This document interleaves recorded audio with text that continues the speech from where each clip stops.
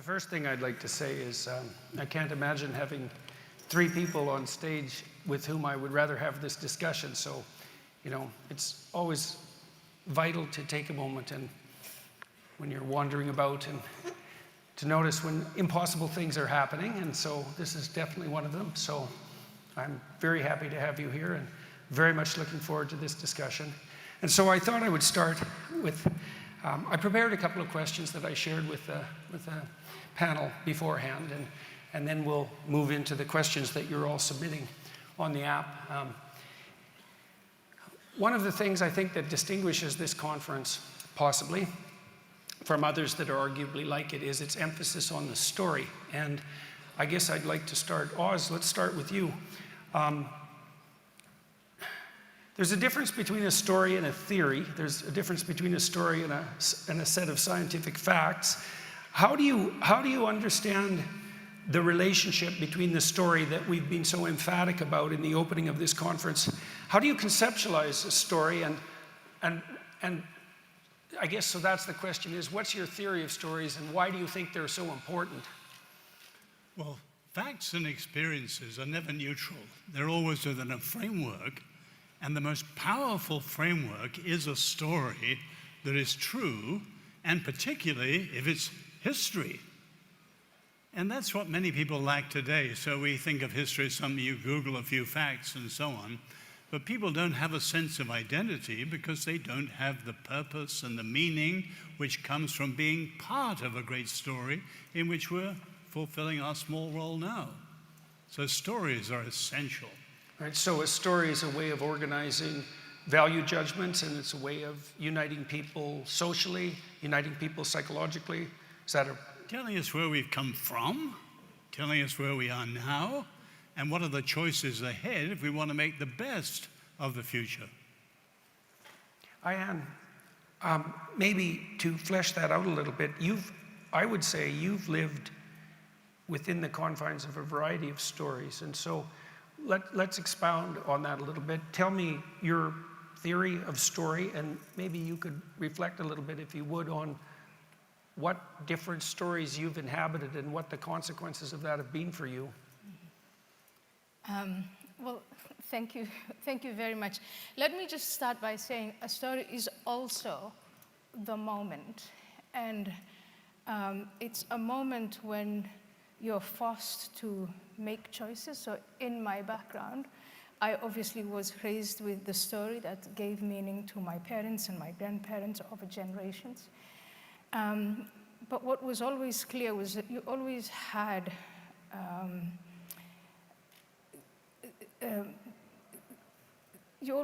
God on your side. There was the story we were told was the story of this is God's purpose for you, for all of us. The answers were a given. I became dissatisfied with that story, I think, as most people here know.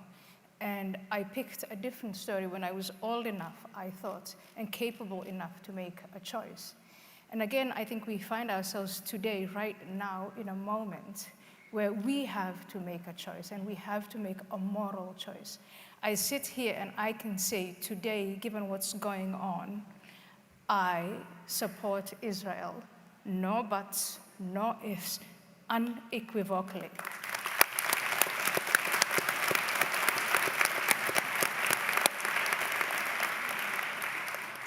That is a moral choice. And it is based on the story of the civilization that I adopted. And the civilization that I adopted, Western civilization, is threatened with a story from the civilization that I left. And I think for me, these are the two stories of my time. And there are times when I feel depressed and think, why on earth do I have to be, why do I have to deal with this? But there are times like now when I really feel strengthened and emboldened and say, I have children and I'm fighting for the civilization that I adopted for my children and for your children. And we have to fight. And it makes me extremely optimistic that this room today is full of people who see that and who want to fight back. That's the story. What do you think in your own life, what do you think the differences are between the times when you're feeling more despair, let's say, and more hopelessness, and the times that you're feeling more optimistic?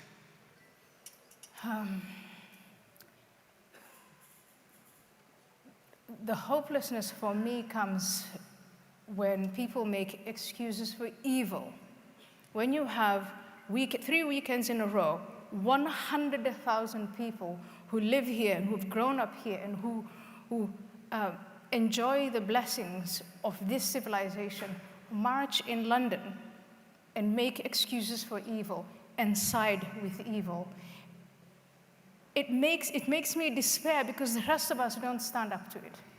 But it also gives me hope to come here and say, let's stand up for it. Because now we know what evil looks like and we know exactly what we're facing. It's not only the Jewish babies that they're beheading. They will behead your babies, Jewish or not, if you don't fit into their story.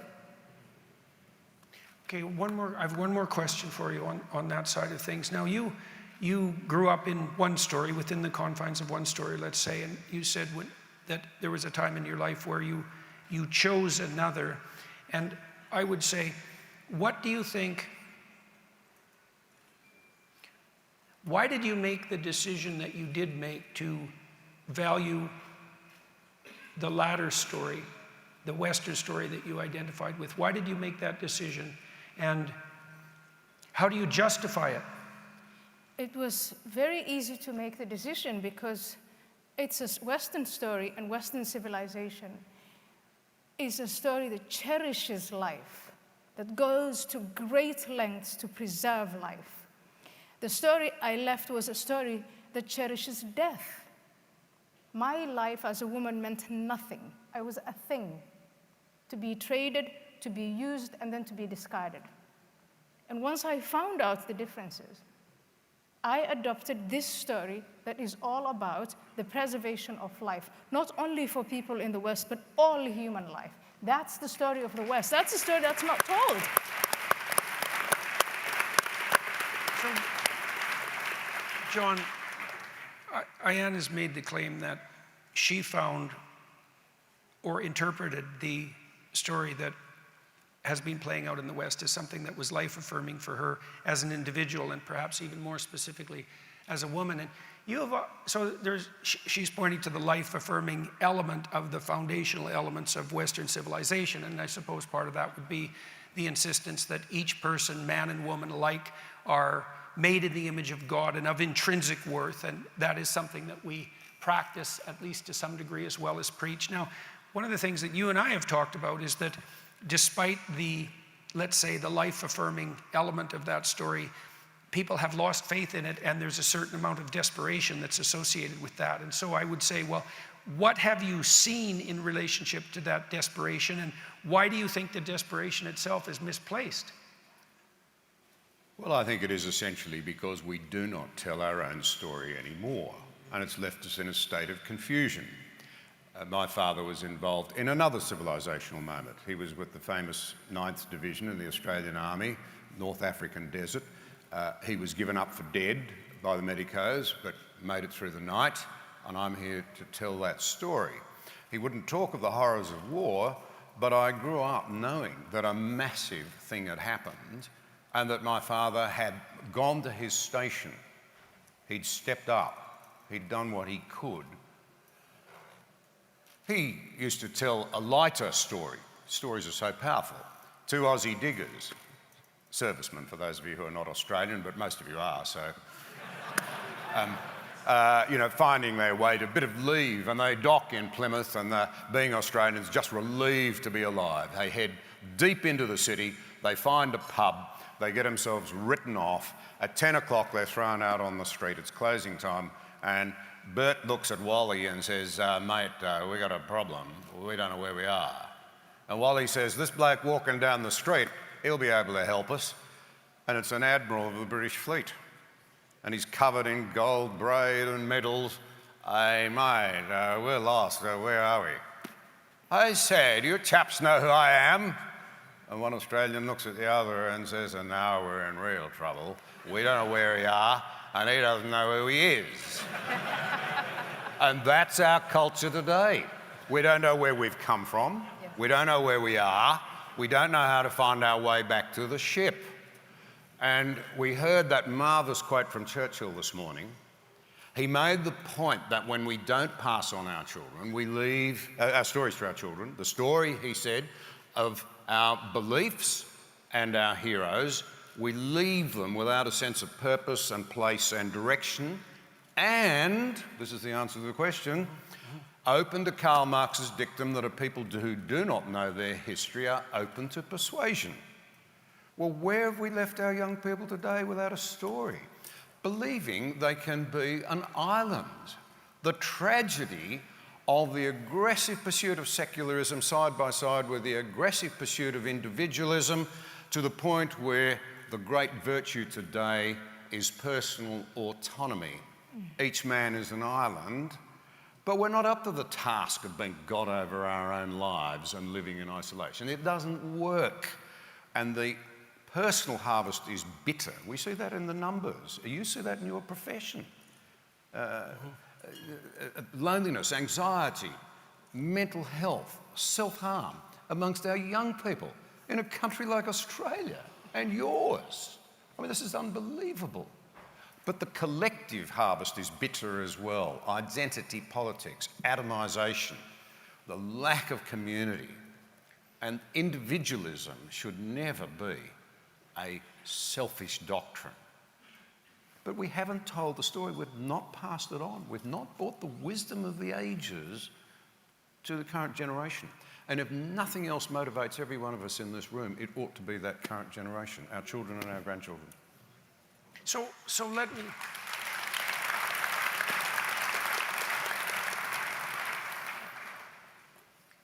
So I'll address this question to all three of you. You can jump in when you see fit. So Ayaan, the people who are protesting that you were objecting to, one way of interpreting that, let's say, is that they live within the confines of a counter-narrative that's developed in the last 150 years. Oz, you made reference to this in your video, that the appropriate lens through which to view human social organization and history is one of power. It's a Marxist variant. The Marxists would have started with and ended with economic power, and the poly-Marxists that we have now seem to view everything in that light. Many of the people who are protesting the Palestinian cause would say that they're standing up for the victims against the oppressed, and of course history is a complicated nightmare. And this counter-narrative of victimization and oppression has spread like mad. It's essentially unquestionable doctrine in the universities in large part. All three of you have made reference to the fact that we should take some pride in our history and on our traditional stories. We should know our history and the narratives that have guided and united us. But the opponents of that viewpoint would point to the atrocities, the undeniable atrocities of history. They would point to the power dynamics that permeate society and the past, and they would say, we have no reason to put faith in what we've managed because it's fundamentally been a manifestation of power and oppression. And so, history, what did James Joyce say? History is a nightmare from which I'm trying to awaken, right? There's something to that. And so Oz, when you're not a naive man, none of the people up here are naive, I don't believe.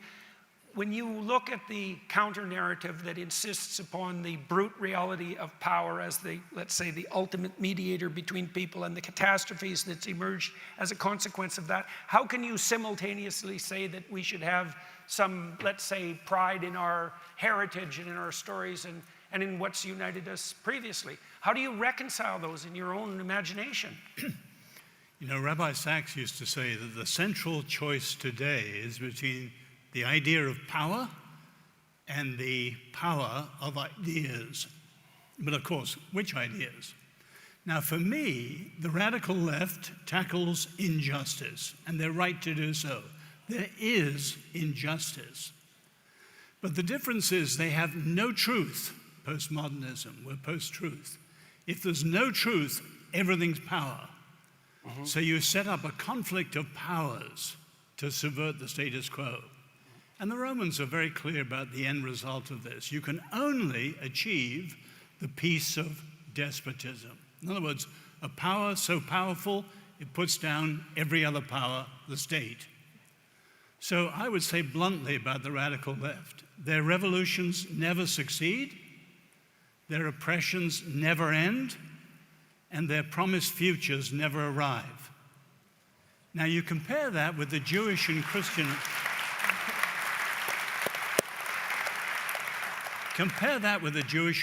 understanding. Say the Hebrew prophets, you address truth to power and call for an about turn of heart and mind. And the freedom to go wrong is also the freedom to say, I was wrong, I need to change. And forgiveness is built on freedom.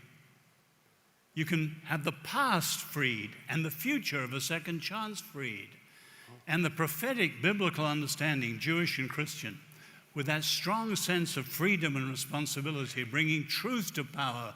Yes, we're both tackling injustice, but you come out in very, very different directions. As the rabbis say, what is a hero? Someone who conquers? No. Someone who can turn an enemy into a friend. Truth to power through repentance, reconciliation, forgiveness. Okay, so you set up a metaphysics where there is some other truth than power. And so I'm going to ask Ayaan. So you spent a lot of your life dealing with manifestations of brute power, and you've had plenty of time to consider the difference, let's say, between power and truth, and that's a very tricky difference. Like, it's easy to point to power, and it's easy to point to the role that it plays in most social relationships and social organizations. It's easy to point to the role it's played historically. It's not so easy to formulate the truth that's the alternative to power. And so I would ask you, Ayaan, like, how do you now, we haven't spoken for years, how do you now conceptualize the difference between, let's say, the truth that Oz is pointing to and power itself? And why do you think that's an important difference? So I think that I agree absolutely with everything you said. I think power is a given. It's like the law of gravity, and there's also powerlessness, and none of us want to be powerless. But there is God-given natural power. What is, within Western civilization, there have been these two positions on how you view power. And on one side, there is a worldview that sees the human being as a construct, the truth as a construct. People are not bad. They do bad things because society made them do it. And if we had the power to reconstruct and to modify and to manipulate, we could then, because we could create this human being who is going to be perfect. A very leftist way of looking at things. A different way of looking at it is you accept nature, you accept human beings as they are, and you deal with issues like power. And again, this is another Western civilizational construct, which is power is checked. No one can presume to be all-powerful. And it's very arrogant to assume that you can change human beings to fit into all sorts of modules. Therefore, you accept that there is a power transcendent above us. And that idea that there is something above us, a higher power, I think that is rooted in Christianity, it's rooted in the Judeo-Christian traditions, and in many ways, it is superior to the nihilistic Nietzsche-type atheistic theology that human beings can do, and they can create everything, and they can manipulate. And it's also superior, I would say, to the faith that I grew up in, with a God and a theology and a story that gives individuals a sort of one-dimensional purpose, go and do this, make everyone a Muslim, and if they refuse, kill them, and then the day of judgment will come and life will be over. That's a simple story, but it's an abiding story. It's been around for 1400 years. The Judeo-Christian tradition, that it is not up to the human being to do that, but all we can do is civilize and continue to civilize and question and check power. Power that is checked, that is the power that guarantees most people real freedom. Okay, so let me sum, and then I'll turn to you. So maybe one of the ways of getting to the gist of what has been said so far, although perhaps not the only way, is that there's a viewpoint that says that power is what is the ultimate manifestation, and truth by necessity serves power. And I think that that's not a bad summary of the alliance between postmodernism and Marxism. It's the brute reality is power, and everyone's truth claims serve their power claims regardless of what they're actually saying. So it's power uber alles, let's say. Okay, so the counterclaim is something like whatever that true power, we can reverse it. True power is that which serves truth, rather than truth serving power. We can invert it. True power is that which serves truth, which posits that there's a truth beyond power, and you pointed that to some degree in two ways. You said some of that emerges as a consequence of the balance between competing power claims, and some of it is also a consequence of the supposition that we are all beholden to something that's transcendent and above us, and that it's necessary that we are. And so now, John, you've thought about these sorts of things very deeply, and from what I understand about you in our conversations and in our personal relationship is that you have strived to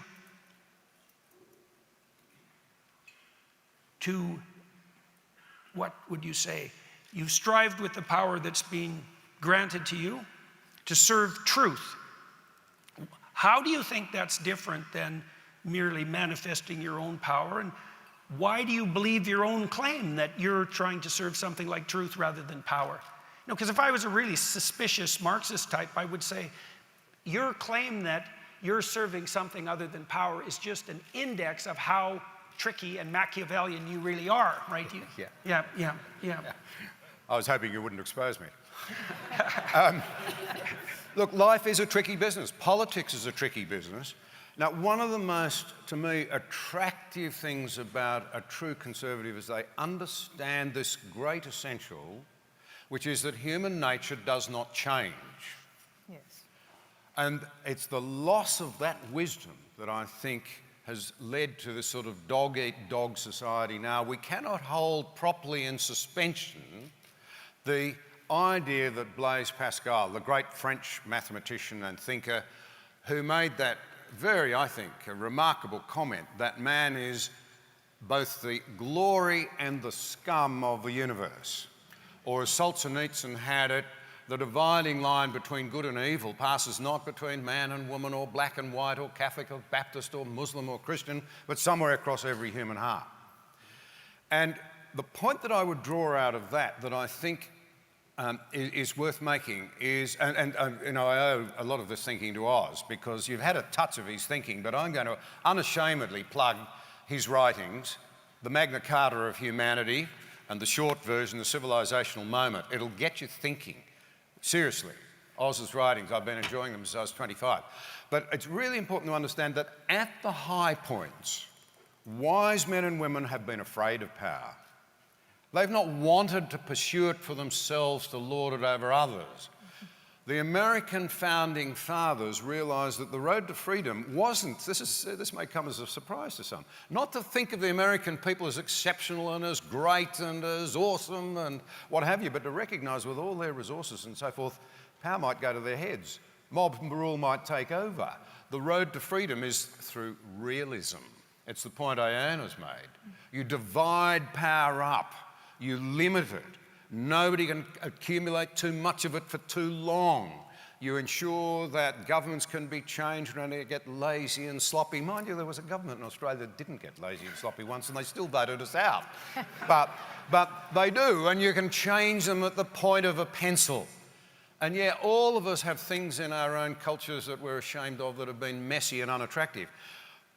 But the lesson of history is that some have been infinitely better than others, and some have been infinitely more horrible.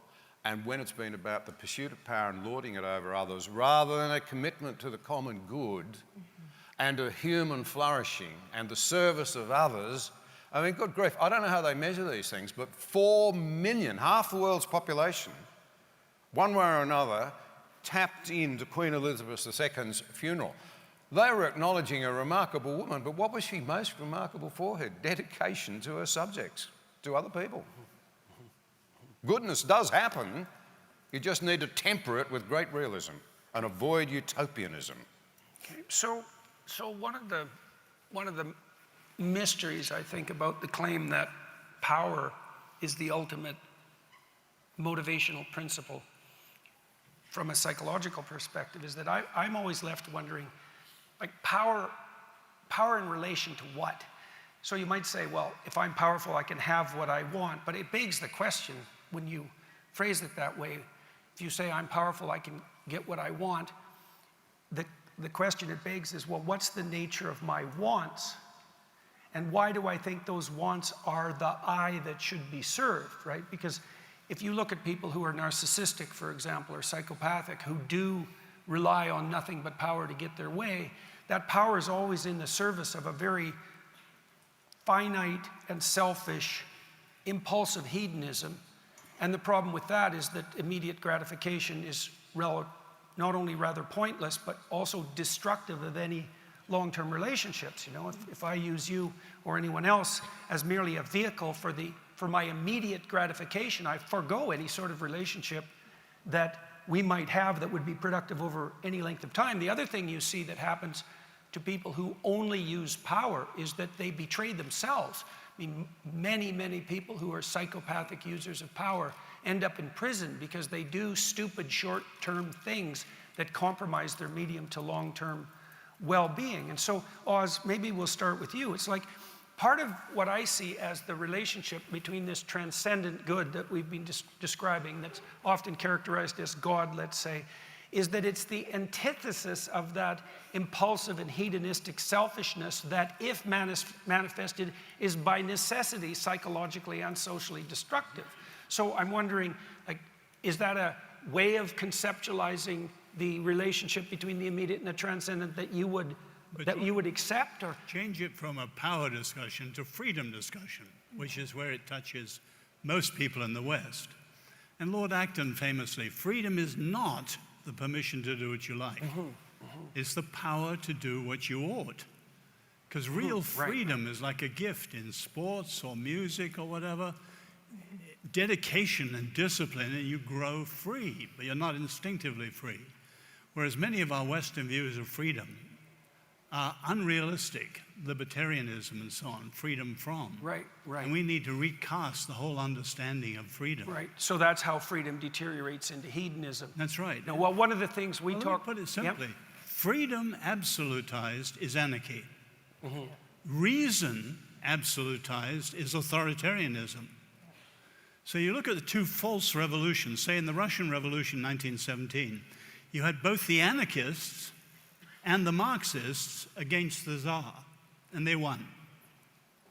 But then, of course, the Marxists, red power, ate up the anarchists, the black power, because unbridled freedom is, in the long run, unrealistic, and you will always end up with power. Right.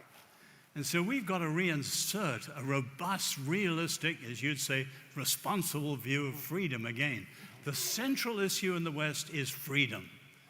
If we can get that right, everything else flows in its wake. Okay, so I'll make a quick comment and then turn to you too. So I sat and did a seminar on Exodus with Oz and a variety of other people, and one of the things that we were struck by in the Exodus story is that when God commands Moses to oppose the Pharaoh, so to free the slaves and to stand against tyranny, that's how to think about it archetypally. How do you free yourself if you're a slave? And from your slavish habits, how do you free other people if they're enslaved or oppressed? How do you stand against tyranny? What God told Moses to say to the Pharaoh was, let my people go. which is, of course, a famous civil rights cry, but that isn't what is said. What's said is, let my people go so they may worship me in the desert. And that's a very different view, because it's a view of ordered freedom, right? And it's the freedom that you're describing about, that's freedom to make your responsibility manifest rather than the freedom to chase your hedonistic whim. Exactly. Right, right. Now, the alternative Hebrew is not just worship, but serve. And you think of the Bob Dylan line, you've got to serve somebody. Yeah. And people who think they're totally free are really the most slaves Right, in the end. right. Well, that's because they serve their whims, as far as I can tell. Ayaan? Yeah, I think that in the West, we made this mistake of having a debate about, is there a God? Is there a God? And then having everybody weigh in and twisting ourselves into pretzels. There is no God, there is a God, which is, I think, and I've come to realize over time, that is a waste of time. It's not in the least helpful. I think what we should have done instead, what we should do instead, is compare the different concepts of God that humanity has come up with, and the different stories that humans have told each other about that what is transcendent.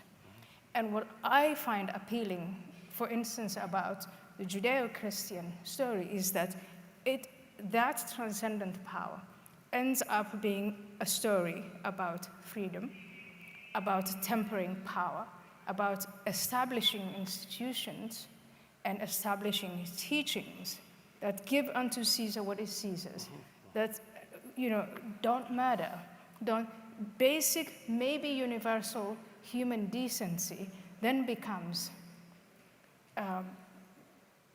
that's your religious, that's how you worship your transcendent. That story is superior to a number of other stories that I know. And I think that's the story we should be having. And if you have that story, and if you have that legacy, you've inherited that, then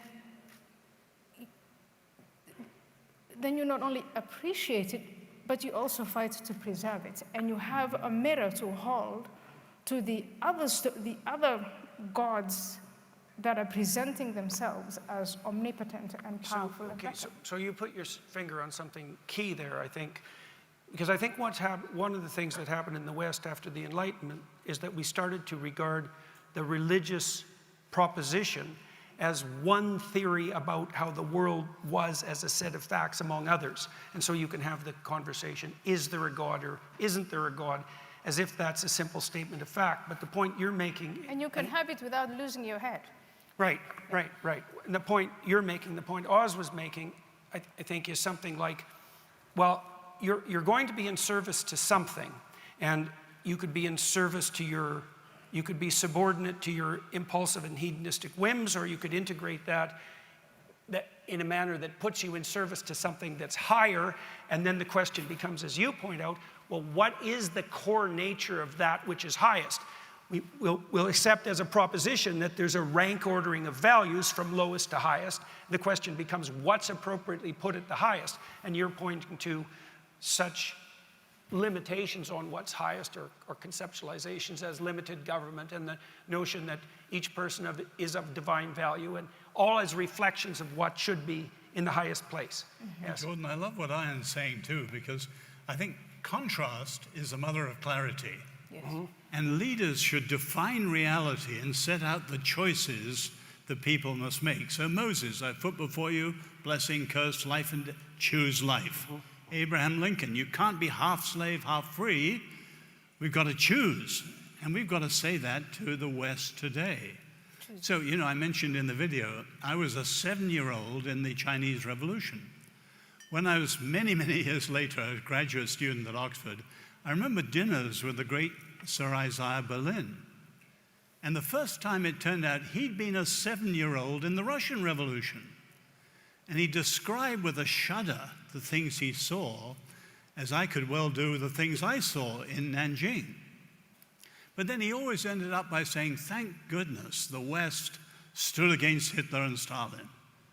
I can't imagine what he would think if he looked at cultural Marxism and its inroads today. But we've got to get people, they're tackling this, that. In America, they're playing, I call it a game of whack-a-mole. Outrage here, protest there, scandal here. people have no sense of the overall choice. And we've got to make that choice because the West is at stake and set it out. Contrast is the mother of clarity. John? I think the comment that I'd want to make is that the most dangerous thing you can do is to make government God in a democracy. It should be kept firmly downstream of culture, and culture is downstream really of beliefs and values. And so it is that our essential freedoms, as we've mapped them out in a sort of legislative or democratic sense, and they've been touched on this morning, are of course freedom of conscience and belief, which you see as so critical, rightly I think, of speech so that we can defend the other values, of assembly, and of my right to trade my property, including my skills. Those should be seen as vested in the individual and in my neighbour, because you're another individual, should never be selfish, not the government. But we seem to be subverting this and saying that somehow or other, oh government, please, we'll be ever so thankful if you give us some freedom. It's the wrong way around. Government's task in a democracy actually is to recognise the primacy of the individual and to support and defend their freedoms against their own interests. Now there's a novel thought, but that's the right way for it to work. And in a democracy, governments should only take upon themselves those powers which are ceded peacefully and democratically by the electors. Another way of putting it might be simply to say that take, if you like, the idea of responsibility to a higher authority away and government becomes God. And that, I think, is something we need to avoid, because governments will always want to accumulate more and more power to themselves without principle. Yes. So we need to understand our freedoms, understand the framework in which they're attached to us, and to insist that our governments respect and defend those freedoms. And I think we've lost our clarity of thinking around that in the West to a very great degree. Well, one of the things that struck me as a weakness of secular humanism, the secular humanists that I've talked to who are admirably capable of defending their point, they propose that we can have a society that has dispensed of its religious superstitions and yet maintain the proper moral order. But the problem I have with this, and it's related to our discussion of what has to be put in the highest place, is that our civilization is predicated on the assumption that we have a certain set of rights, let's say, and you might think of those as resting on the assumption that we're of intrinsic value, right? But if you don't hypothesize the existence of some transcendent domain in which ethics itself resides, that's a good way of thinking about it, then you're stuck with the problem of trying to understand on what do those rights rest. And if there's nothing that's outside, if there's nothing transcendent and nothing outside the state, then your rights become dependent on the state. And then it seems to me that the state de facto becomes God. That's right. I think that's getting to the nub of the issue. The nub of the issue for the secular West is on what basis will I commit to the idea that my neighbour, particularly if I disagree with my neighbour and I don't like my neighbour and my neighbour is objectionable, has any worth at all, let alone, as our longest-serving Prime Minister in Australia, Sir Robert Menzies, put it, and he was not a particularly religious person, I don't think, but he was, like Churchill, he was a sort of civilisational Christian. He saw the importance of it. And he wrote fascinatingly that democracy is not a machine, it's a spirit in which we recognise, no matter your station in Australian society, your rank, your wealth, whatever, all souls are equal in the eyes of heaven. The idea of a higher authority insisting that you and I matter equally, when I actually want to say you must matter much more than me, Jordan, but that's a reversal of the normal. This desire to lord it over others. On what basis? On what basis should I say the other person actually really does matter? And of course, you immediately then, with the sort of secular model, fall into the great problem that very quickly you say, well, they're moral beings, they're intelligent beings, they look like us, and before you know it, they're saying, but they're less intelligent than me, or they're stupider than me. So they're not really equal at all. And that's the basis, I think, of the rot. You've got to have somebody saying that right until the death knell, you have a genuine equality, and equality, if you like, of real opportunity. Well, I think that's... Oh, go ahead, Oz. We're a cut flower civilization now. The roots have been cut, and people are still relying on the flower, but flower in a vase will die. Yeah. So, put it bluntly, we're not only post-truth, we are increasingly post-rights. Right. And the alternative that's coming, you can see it in Hamas, is barbarism. Well, one of the... This is an extension of your argument, John, and a comment on what Oz just said is, see, you said, why should I attribute to my neighbor any worth at all? And you developed that point, especially, for example, if they're less intelligent or less able, or there's some dimension of evaluation on which they're lesser. But the power proclamation also devours itself on that ground, because one of the things I think that people who put forward the proposition that power is everything can't deal with is, if I do have power over you, in what manner possibly can and should you be defended from me? Because if there's nothing but power and you are now powerless, then why don't I have the right, I certainly have the ability, why don't I have the right to just run roughshod over you? And on what grounds could you possibly object?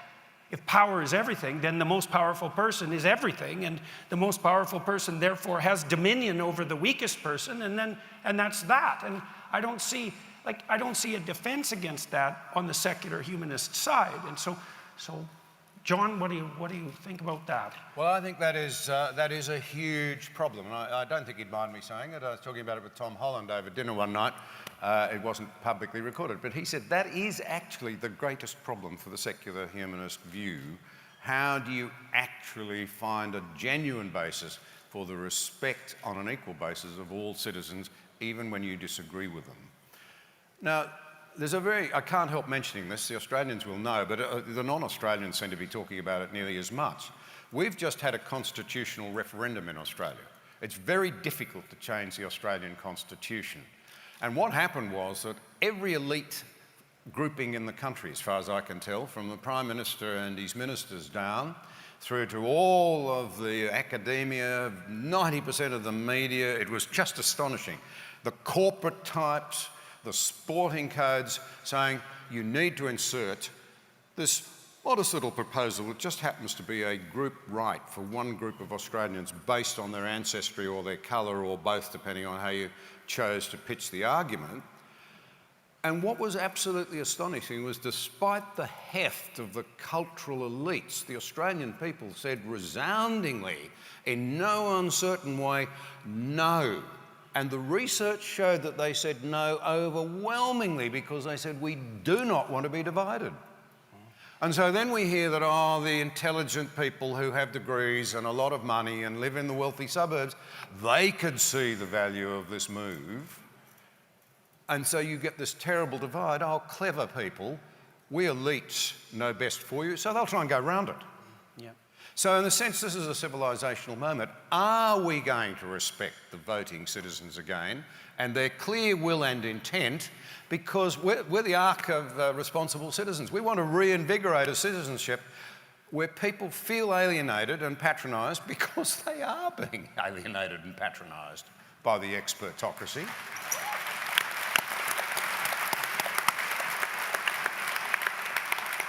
And we have got to believe that instinctively, particularly if they've got leadership, we can draw out the better angels in our nature, because we all have the better angels and the selfish angels, and try and ensure that democracy works again properly and we work forward on a basis of restored trust. Because nothing is more corrosive to our societies than the breakdown of trust. Trust in individuals, trust in politicians, trust in institutions. But I want to say to you, in my view, worst of all, the breakdown of trust in our driving beliefs and ideals and values. And if we can restore those, look, there'll be those who want to paint us as reactionary. I don't want to be seen as reactionary. I don't want to say we go back to creating yesterday's societies. There were things wrong with it. But I do want to say that the old verities the old truths, a proper understanding of the worth and dignity of all, held in suspension with an understanding of our failings. Realism, as opposed to utopianism, must be the basis of freedom moving on, whatever it turns out to look like in the modern age. Ayaan, maybe I'll close with you, if you don't mind. And so you, early in your life, relatively early in your life, you moved away from a totalizing religious view of the world. And I don't exactly know into what you then moved, whether that was a secular humanism, but what I'm hearing from you now, and I believe this is also the case with your husband, is that you have come to a new understanding of the existence of the transcendent per se, and also of your relationship with it. Now, first of all, do I have that right? And second of all, like, is that the movement that you have made, and if so, why? So I rebelled against a transcendent, a concept of God, of a God that now manifests itself in, the Iranian regime, Hamas, ISIS. That was the God I grew up with. That was the story that I grew up with. I rebelled against that. And then when I was bold enough to say, and this was in the Netherlands, I don't want any of that. I didn't convert to Christianity. I didn't convert to another religion or another God. I carried with me this idea, the three-letter word of God stands just for evil. And my best friends became Sam Harris and Christopher Hitchens and Richard Dawkins. These are people I still love and adore. And I think over time, I'm now 53, and so when I was in this state of rebellion, it started for me when I was 32 years old. Over time, I've come to realize, and I wish Christopher was alive today to comment on what we're going through, was we were actually having a conversation about, in my view, the wrong conversation. Does God exist? It was the world built in 6 days. Do we believe in fairy tales? And that was the wrong conversation to have. The right conversation to have, as I said earlier, was to compare what we as human beings, the transcendent that we have imagined and developed over centuries. And so now I can say I am proudly of a Judeo-Christian religion without having to waste your time about, do I really think that the world was built in 6 days? Do I really believe every word in the Bible?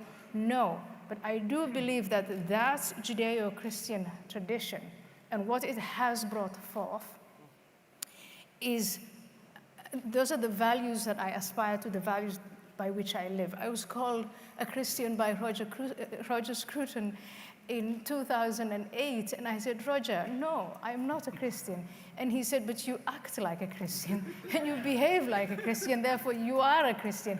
And I think that's exactly what I would like to say to Richard Dawkins. You act like, I've been to, choral music with him, which he enjoys very much. And he's one of the most Christian people I know. And so I think we've been having this, time-wasting debates. And you grow up, I matured, here I am.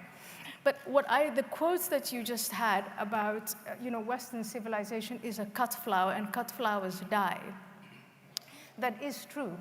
Cut flowers do die. But what we have in terms of Western civilization is a lot of seed packets. And I want to send you off with these seed packets, which you find in libraries, which you find in, wise people like you, like Roger Scruton, like all these other people that I mentioned. In statues, we have the remnants, the symbols of Western heritage, and their seeds. And all we have to do, those of us who inherited it and enjoy it, is to go and seed them, grow them, nurture them, water them, and when they're attacked, fight for them. Thank you. Yeah.